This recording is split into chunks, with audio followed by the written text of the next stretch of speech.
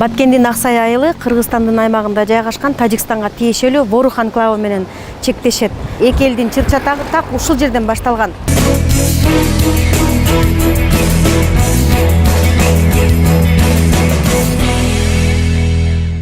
Өзүздө Аксай айылы деп илгертен Союз мезгилде жазылган Аксай айылы деп башталган жага кичинекей табличка коюлат го. Ошо табличканы алып салганда булар. Эми биз ошону орнотуп коелук десек, ага көнбөстөн өздөрү флагын илип алды. Ошо тумбаны десек да болот, тумбанын астыга. Ал деген Аксай айыл тараптагы болчу? Эми ал границада болгон. Эки Тажикстан менен Кыргызстандын ортосунда границада болгон. Ал эч кимге таандык деле эмес, ачыгын айтканда. Бирок бул Союздун мезгилден бери турганында Борух бүттү, Аксай башталды деген знак болгон, кичинекей эле знак. Ошону койдурбай алып салып, өздөрүнүн флагын орнотуп койгон болчу. Анан биз барып флагыңды сен дагы сүйлөштүк жакшы эле. Жогорак жылдырып койгон десек көнбөдүлөр. Анда биз деле Аксайды илип коелук деп илсек да кайра алып ыргытты. Анан балдар өзү тарапка кайтып кетип атканда таш бараңга алып жибердилер, ташты атып жибердилер. Биздин чыгармачылык топ ошол Баткендеги чыр-чатакты болгон окуяны болгондой чагылдыруу үчүн атайын Аксай айылына келдик. 3 жума мурун Баткендеги чыр-чатак боюнча бир дагы массалык маалымат каражаттары жеринен ушул Аксайдан видео маалымат бербегенин баары эле билет. Биз чыр-чатактын кайрадан чыгышын көздөгөн жокпуз. Болгону ошол күндөрү кырдаал кантип өрчүп, ким кандай аракеттерди көрүп, чыр-чатакты кантип басканын иликтөө үчүн келдик. Ошол күнү бул жерде биздин атуулдар, аксайлыктар ошол Аксай айылы деген мындайча айтканда көрнөктү ошол Аксайдын өзүбүздүн чегибизге, мындайча айтканда территориябызга орнотуп коелук десек, тажиктер ошого макул болбостон ал көрнөктү баягы кулатып салышкан. Ошонун негизинде баягы тажик кыргыздардын ортосунда баягы таш атышып, анан таш атышуунун акыры ок атууга чейин барды дагы. Бир канча бул жерде ошол күнү баягы Аксай айылынын тургундары, жоокерлер, анан милиция кызматкерлери жаратар болду. Аксай айылынын тургундарынын ичинен 5 баягы жергиликтүү балдарыбыз баягы жараталды. Баягы 1-2 жоокерлерден неме кылды, баягы пограничниктерден, ал эми 10 жакын мындайча айтканда милиция кызматкерлери жараталып, алар бүгүнкү күндө 2-3 дагы эле баягы больницада баягы дарыланып жатышат.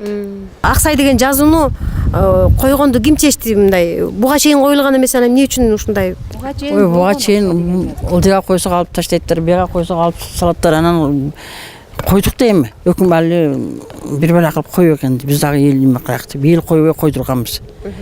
Анан ошонун аркасынан уруш чыгып, баягы койгондо онуткан биздин балдарына онуткандарын жумушташкан, ошондо чоңоюп кеткен дагы. Анан уруш башталып кеткен. Ошондо деген эл бат чогулду дагы.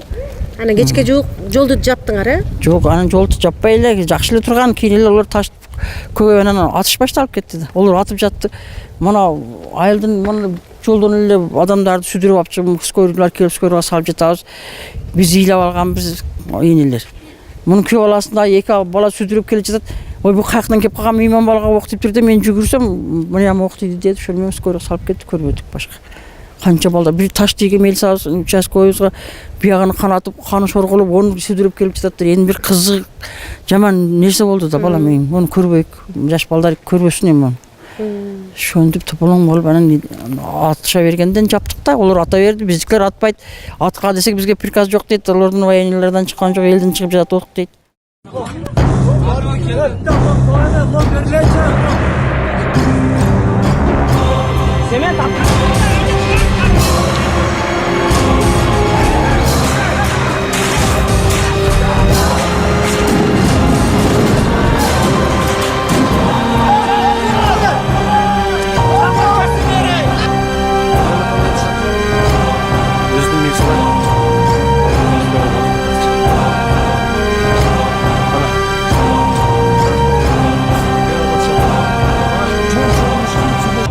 В те дни Кыргызстан проигрывал информационную войну. Почему? Потому что таджикские СМИ больше говорили, больше рассказывали о том, что там происходит и сколько у них потерь, сколько человек умерло, сколько получили ранения. Таджикские СМИ распространяли больше информации, тогда всему миру казалось, что в этой стычке была виновата кыргызская сторона. Но это же не так, мы все это знаем. В этом вина кыргызских властей, это мое мнение, что искусственно создали информационный вакуум. Нужно было открыто показать и рассказать все как есть. Вот как вы думаете, вот мы проиграли же информационную войну? Ну, я бы так пока не стал бы ставить вопрос по одной простой причине. Во-первых, спецслужбы, пограничные, значит, наши тоже, значит, силы, которые там находятся, подразделения, они должны информацию перепроверить. И они докладывают не журналистам, они докладывают прежде всего своему руководству. И далее идет по инстанции. Потом уже идет, значит, в аппарат президента, в аппарат правительства, докладывается уже руководителям и правительства, и государства. Это такой порядок. Они не могут давать информацию. Это запрещено. Они дают информацию сразу по инстанциям, и оттуда уже приходят указания, в каком объеме выдавать эту информацию уже прессе. Почему это делается? Для того, чтобы иметь в виду, есть еще, так скажем, ну, дипломатическая сторона вопроса, да, политический и так далее. Но я думаю, что с учетом того, что мы сейчас уже находимся в таком время информационной, да, открытости, видимо, надо где-то поменять тактику. И может быть, да, значит, давать информацию не сразу же от пограничников, а, скажем так, от источников, которые решили остаться, значит, ну, анонимно, да, и так далее. Пограничники могли бы давать эту информацию и могли бы эти съемки давать, чтобы себя не подставлять. Ну, да.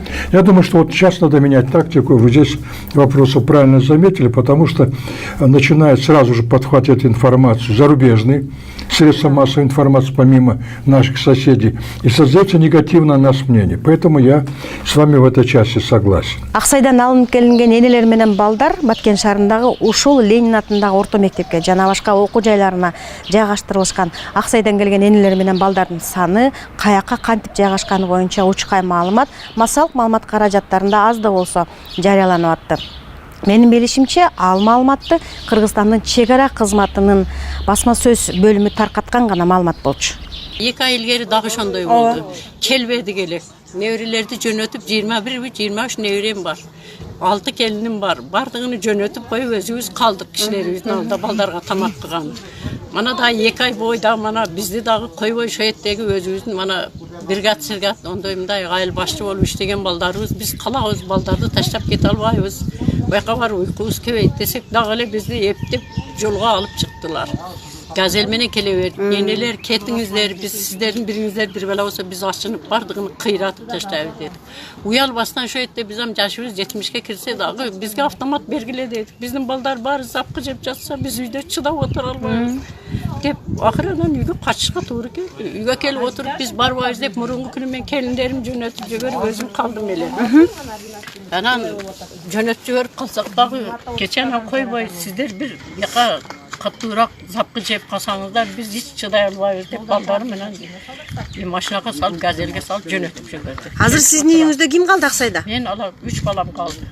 Өйтө 5 баламдын үйү бар. 3-өө шиеттеле 3-өө калды.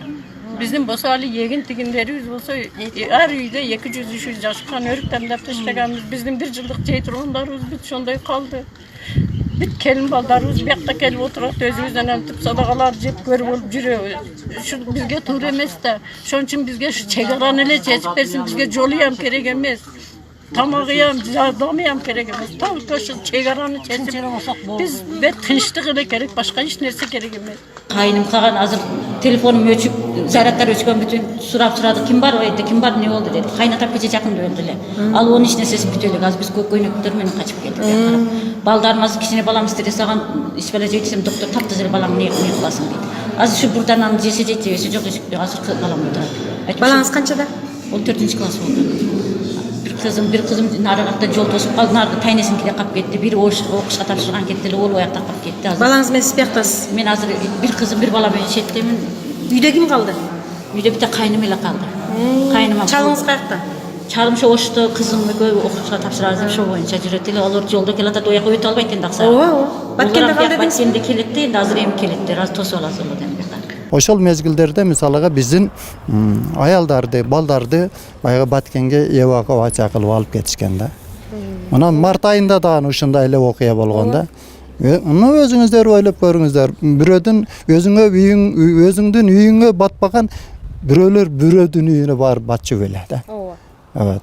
Ошондон бүгүнкү күндө ошол чегара ушул мезгилге чечилбеген чегаранын айынан биздин аялдарыбыз, балдарыбыз, жалпы эле элибиз бардыгы психологиялык жактан мындай жактан уурукчан болуп калды десек дагы болот да.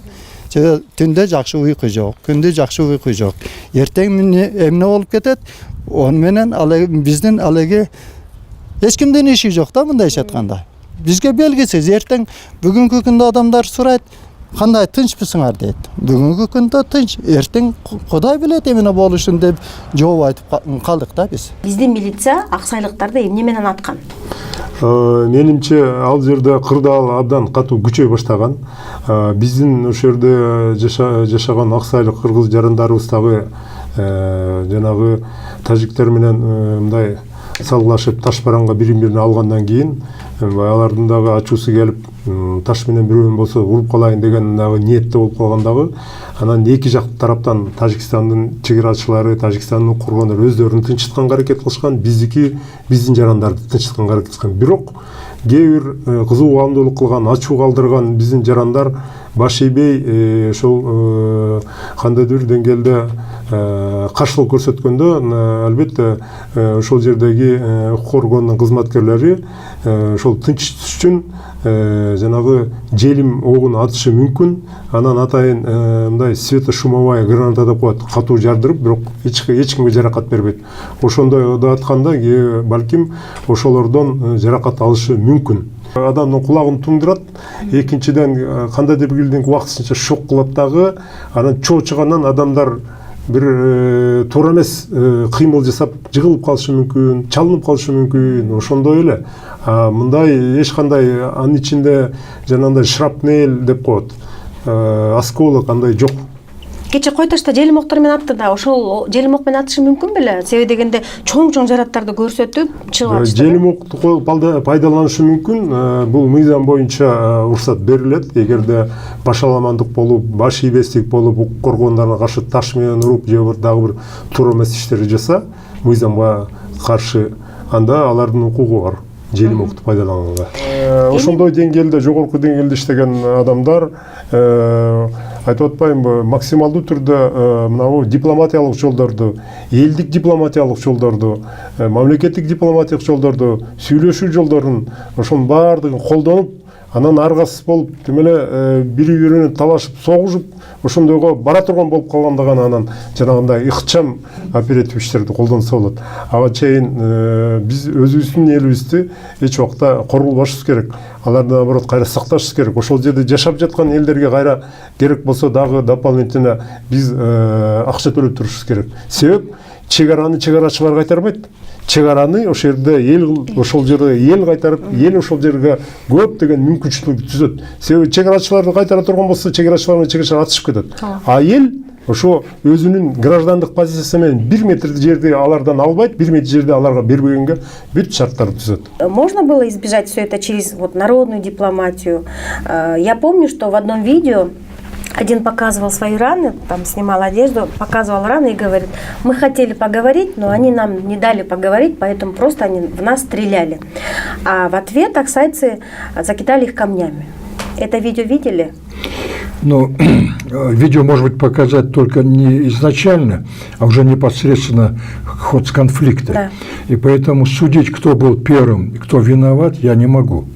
Для этого должно быть проведено независимое служебное расследование. Да. Я думаю, это задача правительства провести. Правильно ли была команда, как действовали, значит, аксайцы, что произошло, какая причина.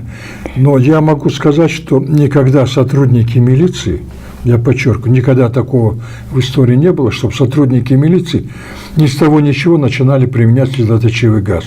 Даже большая толпа, и даже если они подчиняются на приказ, но они стоят, слезоточивый газ не применяется. Есть специальные инструкции по применению специальных средств.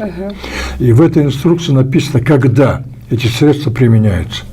И я вот не могу сейчас сказать, что я не могу даже представить, чтобы сотрудники пошли на нарушение приказа, инструкций и стали применять просто против мирной толпы. Видимо, в этой толпе были провокаторы.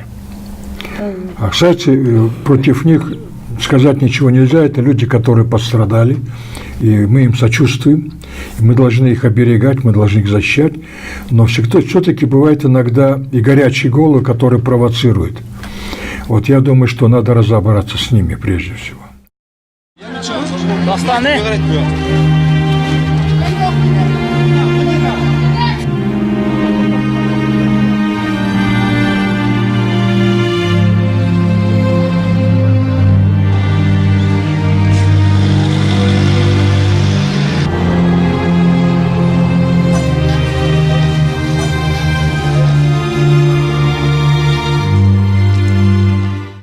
Коңуз, мен Баткенде жүргөндө ошол мектептерде, лицейлерде жашаган энелер ыйлаганда бийлик жана чогулуп турган элди таратыш үчүн ок атты, желим окторду атты деп атпайбы? Ал туура эмеспи?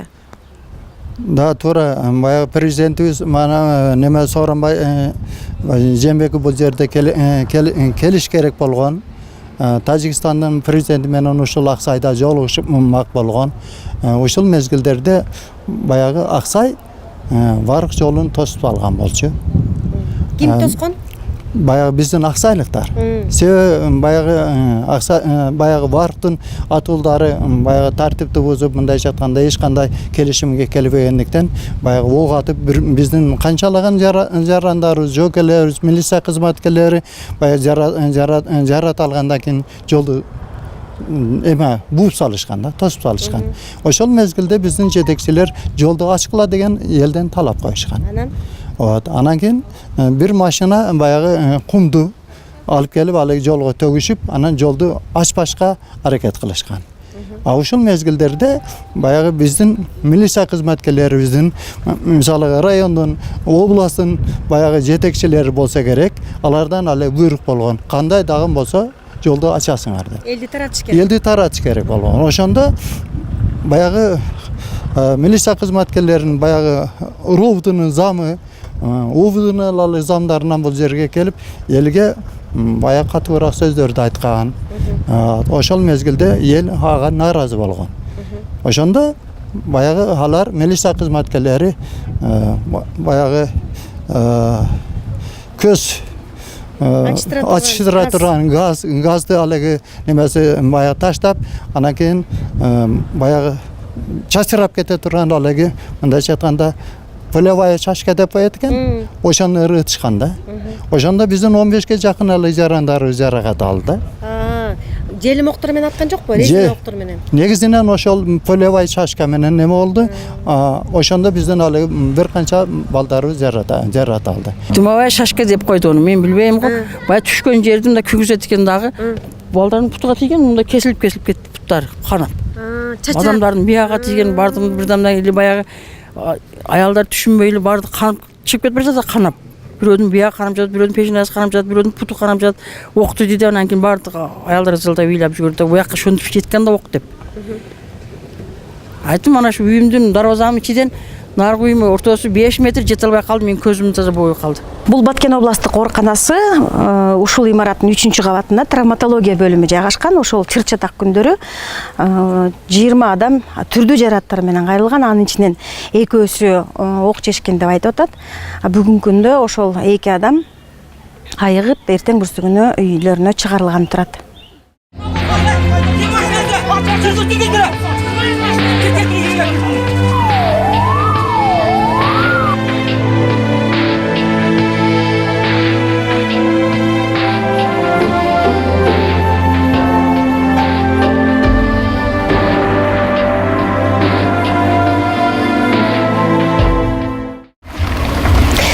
азыр Аксай айылындагы Капчыгай чек ара заставасынын алдында турабыз. Ушул Аксай айылында Боорук анклавынын тургундары менен кандай араздашуу болбосун, түшүнбөстүк болбосун, чыр-чатак чыкпасын, Аксай айылынын эли ушул аянтка чогулушат ар дайым. Ошол күнү дагы ушул аянтта эл чогулуп турган учурда жолдо турган ушул Капчыгай чек ара заставасынын командирине ок тийип, азыр ал Бишкекте дарыланып атыптыр. Азыр эми элдин баары тынч абалда, Кудайга шүгүр. Бирок ошол тынчтыкты каалаган эл интервью бергенден баш тартты, биз аны түшүнүү менен кабыл алдык. Я считаю, что сразу нельзя выезжать руководителю государства. Это исключено. И этого нельзя допускать по причинам безопасности. Вы знаете, там стреляли, значит, одного из руководителей пограничной службы. Да, его ранили. И неизвестно, кто там мог быть. И пока не подтянуты соответствующие силы со стороны таджиков, со стороны нашей, пока мы не локализовали эту ситуацию, туда первому руководителю государства делать нечего. Это не его работа. Он отвечает за другое, отвечает за политику. Вот, два президента. Им туда бросаться – это неправильно. Они не пожарная команда. А должны этим заниматься профессионалы. Вот они должны все обеспечить, и потом должны прилететь уже руководители государств по заранее намеченному плану и обсудить какие-то вопросы, которые там стоят. И даже если они никакие вопросы не решили, сам факт их приезда на данный момент, он показывает, что находится под контролем государства, и та, и другая сторона, она это должно и как-то успокоить, что на их проблему обратили внимание первые лица страны. Это тоже важно. Эки президент ал жерге кандайдыр белгисиз себептен же болбосо массалык маалымат каражатта билинбей, аларга билинбей барып калышы, бул биринчи коопсуздук жагы. Экинчиси, алардын барышы абзел болчу. Себеп бул чек ара маселелерин мамлекеттин биринчи гана кишилери сүйлөшүү жолдору менен анан тапшырма берип, ошондо чечүүгө мынабу саясий эрк негизинде гана бул маселе чечилат. Ошон үчүн алар барышты, сүйлөшүлдү, өздөрүнүн баягы атайын структуралар менен тапшырма беришти. Ошолор иштесин деп өздөрү контролго алганга бардык шарттар түздү. Эми буюрса, мындан ары дагы эгерде ушул контроль бир күндүк эмес, күнүгө контроль болуп, ошол негизинде комиссия катуу туура багытта иштей турган болсо, анда чечиле турган маселелер акырындан чечиле баштайт. Бирок бул дагы аздык кылат.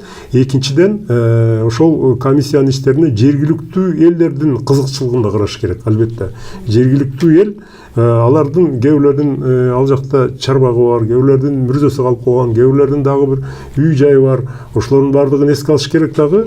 Биринчиден, үчүнчүдөн дагы айта турган нерсе, ушундай жерди бөлүп баягы чек араны аныктап тактап жатканда, керек болсо ошо областтын болобу же ошол аймактан кээ бир мындай түшүнгөн, билимдүү активдерден дагы ошол комиссияга баягы кеңешчи катары болсо жок эле дегенде, же болбосо киргизгенге аракет кылыш керек. Потому что алар билишет.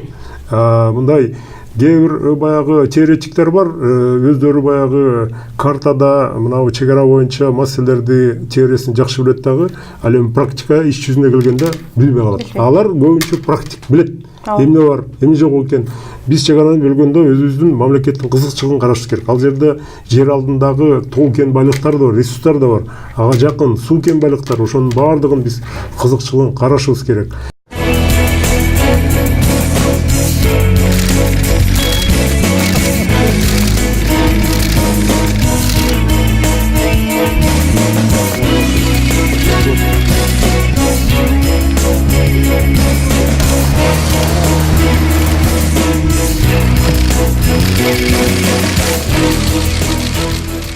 Эмне үчүн өкмөт массалык маалымат каражаттарынан алып барган жок? Биринчиден. Экинчиден, эмне үчүн өкмөт массалык маалымат каражаттарынын өкүлдөрүн, журналисттерди алып барбаса дагы маалыматтарды болгондой берген жок.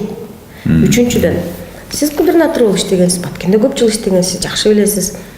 Баткендин өзүндө да журналисттер бар. Баткен областтык телевидениеси бар, Баткен тагын гезити бар. Эмне үчүн мен барганда эч кимди көргөн жок? Маалымат ар кандай болуп кетпесин, кийин ошо жалгандар, ар кандай туура эместер чыкпасын деп биз мындай кылып, биздин саясатыбыз ушундай. Эгер чек арада болуп атса окуя, биздин чек ара кызматы маалыматты берет.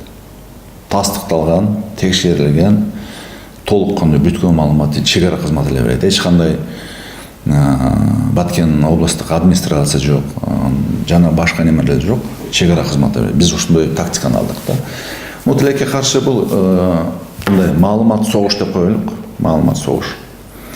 Бул азыр аябай мындай өзүнүн терс немесин да көрсөтүп атат.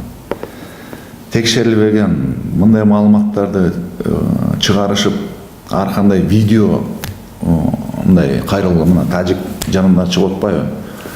Биз силерге көрсөтөбүз. Эми биздин жерлер ал жерде кыргыз эч качан тажиктин жерин алып тартып алганга андай аракет жок ал жерде. Ал жерде кыргыздар ошо өзүнүн жерини сактап калалы деген аракет эле болду. Чындыгында бул жерде мүмкүн биздин ошол багытта немебиз бардыр. Мындай кандай бир кемчилигибизчи. Бирок мен ойлойм, биз мындай жалган маалыматтарды ыргыткандан алысыраак болушубуз керек. Себеби ал жерде кырдаал андан бетер деле мындай жакшы эмес.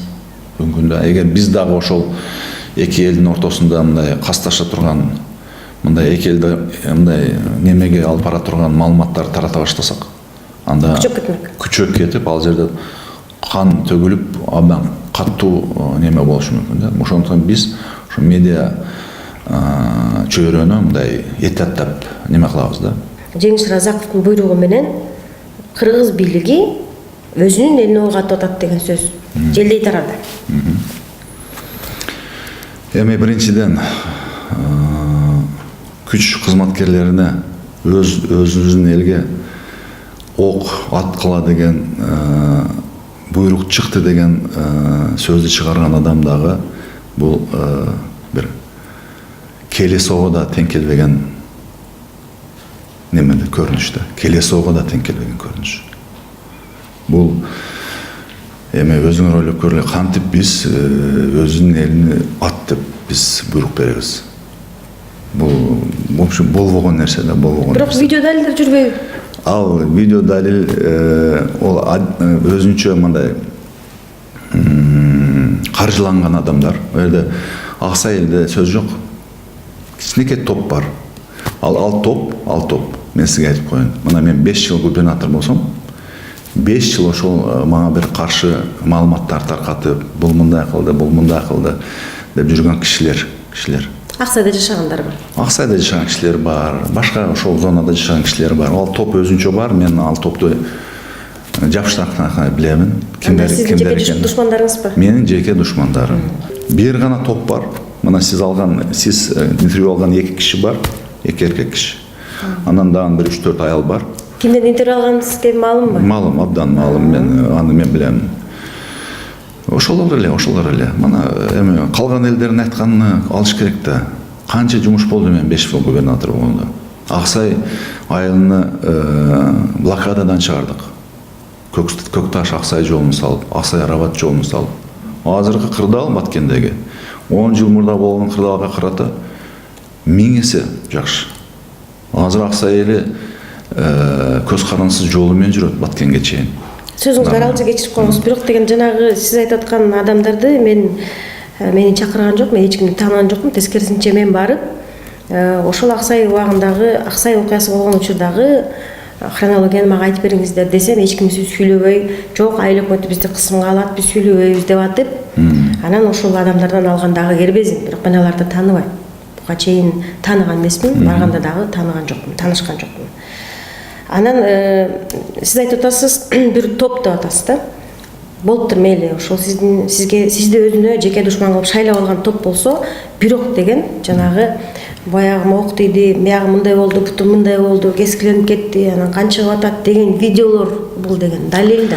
Алардын бардыгы медициналык жардамга кайрылган. Бардыгы кайрылган. Ал жерде бир да адам бекилип, там неме кылган жер жок.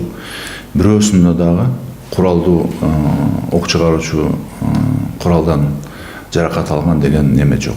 Ал жерде мүмкүн качып кетип атып бир жерин сыйрып алган, башка кылган, бүт экспертизалар менен тастыкталган андай нерсе жок. Азыркы күндө аскердик прокуратура тергөө амалдарын ал жерде жүргүзүп атат. Эгер кандайдыр бир мындай мындай жаңы маалыматтар же болбосо жаңы жаракат алгандар болсо апарып аскердик прокуратурага бериңиздер, алар тастыктап териштирсин ошол маселени.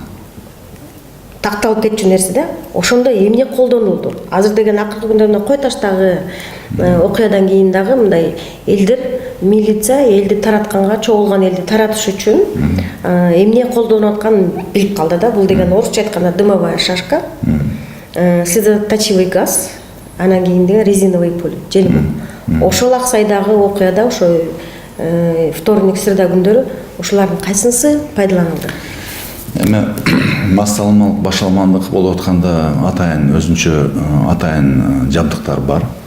Спецсредства деп коебуз. Светошумовая граната депчи. Ол мындай массалык башалмандыкты колдонот. Ошол неме колдонду ал жерде. Силердин денеңерге тийген нерселерди көрсөтүп, мына атып атат, буйрук бериптир, мына милиция өз элин атып атат деп немелерге соц тармактарга чыгардыңар. Ошол эмне болчу деп элдин өзүнөн сурасам, сиз айткандай ошол граната дейди, анан граната түшкөндө баягы чачырап кетет экен да, ошондо кесип кетип атты дейт да. Ошону биз түшүнбөй калдык, эмне экенин. Эми мындай да, ар ким ар нерсе дей берет. Бул эгер ошондой жаракаттар болсо, атайын соттук медициналык экспертизадан өтүп, тастыктап туруп аны неме кылыш керек. Тастыктап туруп. Муну мындай эле видео менен эле мындай айта турган, ошону далил кыла турган нерсе эмес бул. Муну атайын эгер ошо мен айтам, алдын айтпадым сизге. Эгер ошолор баардыгы кайрылган немеге. Биздин дарыгерлер. Анан кандай экспертиза, кандай диагноз? Эми бүгүнкү күндө мен мисалы үчүн мына биз көзөмөлдөп турабыз. Бүт тергөө амалдарына немелерин көрүп турабыз. Ошол мезгилде ок чыгаруучу куралдан жаракат алды деген адам жок. Капчыгай заставасынын командири. Ал ок чыгаруучу да немеден жарадар болду. Ол как раз эртеси күнү баягы эл менен учурашканга келгенде ок чыгарылган. Эми азыр каяктан чыгарылган, аны баягы тергөөчүлөр тастыктап атат. Ол ок атуучу куралдан жарадар болгон. Анда видео далилдерди азыр деген жүрүп аткан экен да, ошол баягы ар ким өзүнүн денелерин көрсөтүп соц тармакка тараган нерсени мен сизден мындай толук кандуу жооп уккан жокмун. Алар эгер олордон тараткандан көрө видео немеден тарткан, барып больницага расмий түрдө прокуратура ошол тергөө жүргүзүп аткан прокуратураларга кайрылып, больницадан экспертизадан өтүп, өзүнүн ошол кандай жаракат алган болсо ошону көрсөтүш керек. Анан биздин соттук эксперттик кызмат аны айтыш керек. Бул курал ок атуучу куралдан жаракат алган. Бул деген башка жаракат алган деген бир мындай жыйынтык чыгарыш керек. Ошондо гана айтса болот. Бул ок атуучу куралдан жаракат алганбы же башкадан алганбы. Вице-премьер-министр катары сиз желим ок пайдаланылган эмес деп айтып атасыз. Ооба. Аксай айылында чыккан чыр-чатак биринчи жолу болгон жок. Буга чейин дагы чыр-чатактар, араздашуулар, түшүнбөстүктөр болуп келген. Мындан кийин дагы болот деп айтууга жүрөк барбайт, бирок бул чындык. Анткени чек ара маселесин чечүүдө тажик тарапы өзүнүн 28-жылкы, 54-жылкы, 1998 жылкы карталарын көрсөтсө, кыргыз тараптагы 89-жылкы, 54-жылкы карталарын көрсөтүп, эч бир тарап бир чарчы метрин дагы алдыргысы келбейт. Баткендин Аксай, Самаркандек, Көкташ айылдарында жыл бою жердин, суунун, иче турган таза суунун шылтоосу менен көптөгөн араздашуулар жана кечеги 22-июль күнү болуп өткөн кандуу окуядай коркунучтуу кырдаалдар көп эле болот. Мунун баарына алсыз бийликтин эрксиздиги, чечкиндүү кадамдарга бара албаганы менен түшүндүрүшүбүз керекпи?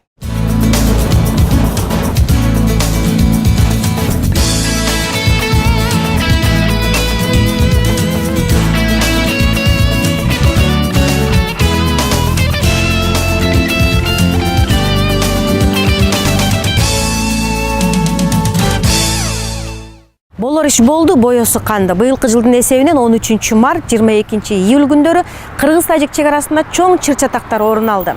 Акыркы араздашуудан бери 1 айдан ашык убакыт өттү. Анда эки улуттун президенттери келип, элди сооруткондой болушту эле. 24 август күнү Кадамжайдын Маркас, Лейлектин арка айылдарында дагы эки улуттун ортосунда чыр чыкты. Чек ара маселесине канткенде чекит коюлат. Ушул суроого эчен жылдардан бери жооп табылбай келет жана ушул убакытка чейин бул маселе ачык бойдон калууда. Журналисттик иликтөөбүз Республика гезитинин кожоюну Замира Сыдыкова айым тарабынан уюштурулду. Бул иликтөөнү Республчекит KG сайтынан жана менин YouTube каналыман ошондой эле социалдык тармактардан издеңиздер. Кийинки журналисттик иликтөөгө чейин аман бололу.